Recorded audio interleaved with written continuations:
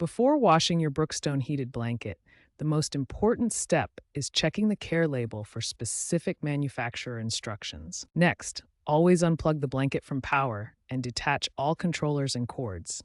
Never submerge electrical components in water. For any visible stains, spot clean them first using a mild detergent and soft cloth.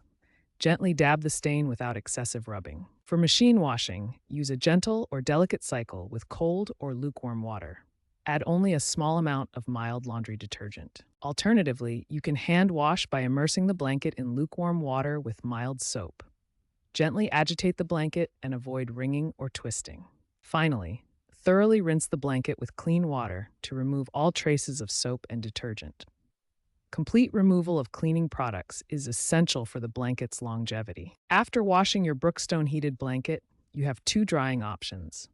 If your care label permits machine drying, use a low heat setting with ample space for the blanket to tumble freely. Air drying is the recommended method for heated blankets.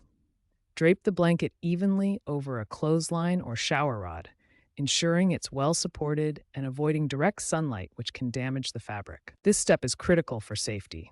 Ensure your heated blanket is completely dry before reconnecting any electrical components. Any moisture remaining in the blanket could cause electrical hazards or damage. Once your blanket is completely dry, store it properly to maintain its condition.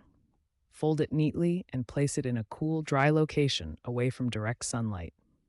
Avoid placing heavy items on top that could damage the internal wiring. Finally, remember this important safety rule: never iron a heated blanket. The high heat from an iron can damage the internal wiring and create safety hazards. Your heated blanket is now clean, dry, and ready for safe use.